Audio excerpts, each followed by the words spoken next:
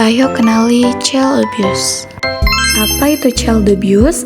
Child abuse adalah perlakuan salah terhadap anak, mencakup juga penganiayaan, penelantaran, dan eksploitasi pada anak sebagai hasil dari perilaku manusia yang keliru terhadap anak. Child abuse adalah setiap tindakan yang mengganggu perkembangan anak sehingga tidak optimal lagi.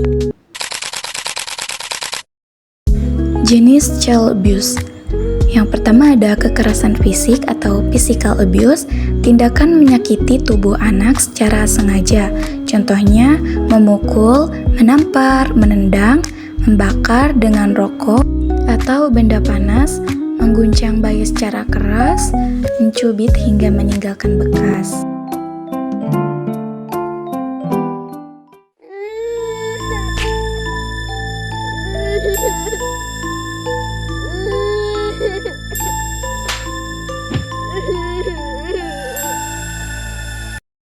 Jenis kedua adalah kekerasan emosional, tindakan yang merusak harga diri dan kesehatan mental anak.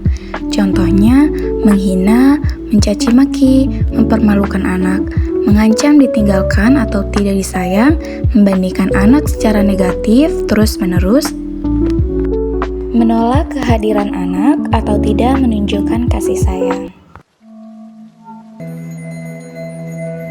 Kamu hidup kalau cuma gambar.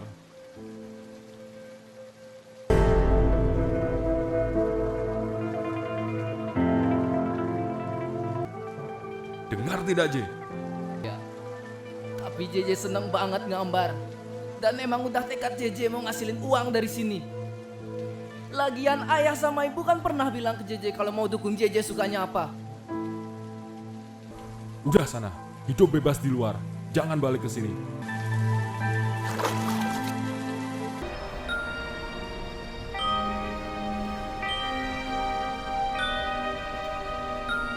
Jangan biarkan anak Anda menjadi korban gaslighting di rumah.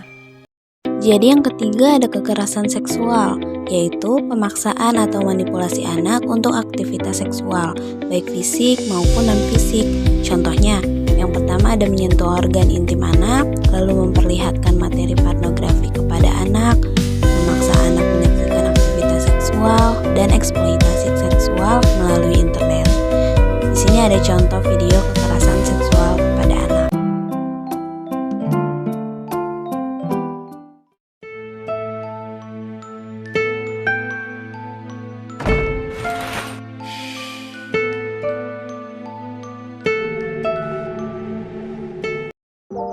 Jadi yang keempat ini ada penelantaran, yaitu kegagalan orang tua atau pengasuh memenuhi kebutuhan dasar anak. Contohnya seperti tidak memberi makanan, pakaian, atau tempat tinggal yang layak. Atau bahkan tidak membawa anak berobat saat sakit, lalu tidak menyekolahkan anak, lalu juga tidak memberi perlindungan dari bahaya.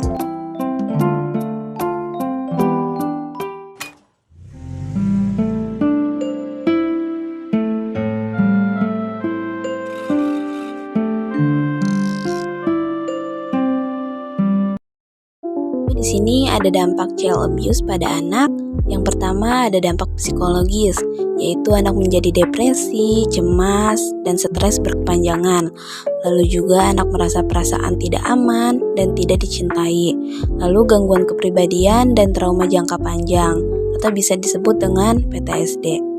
Lalu yang kedua ada dampak fisik, seperti luka bakar, memar, patah tulang. Lalu cedera serius seperti trauma otak.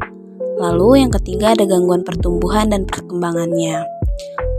Dan selanjutnya dampak sosial dan perilaku, seperti sulit menjalin hubungan dengan orang lain, menjadi agresif atau menarik diri, dan juga risiko tinggi penyalahgunaan narkoba dan alkohol.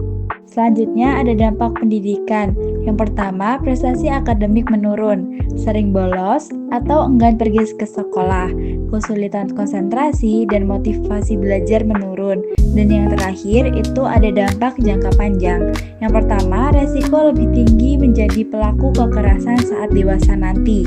Yang kedua, gangguan mental seperti bipolar, depresi berat. Yang terakhir, sulit menjalin hubungan dengan keluarga yang sehat. Selanjutnya, ada peran orang tua dalam mencegah dan menangani child abuse. Yang pertama, memberikan kasih sayang dan perhatian. Yang kedua, menerapkan pola asuh positif, bukan kekerasan. Yang ketiga, mendengarkan dan memahami kebutuhan anak. Yang keempat, mengontrol emosi dan stres diri sebagai orang tua. Yang kelima, membangun komunikasi terbuka dengan anak. Dan yang terakhir, melaporkan dan mencari bantuan jika melihat atau mengalami kekerasan.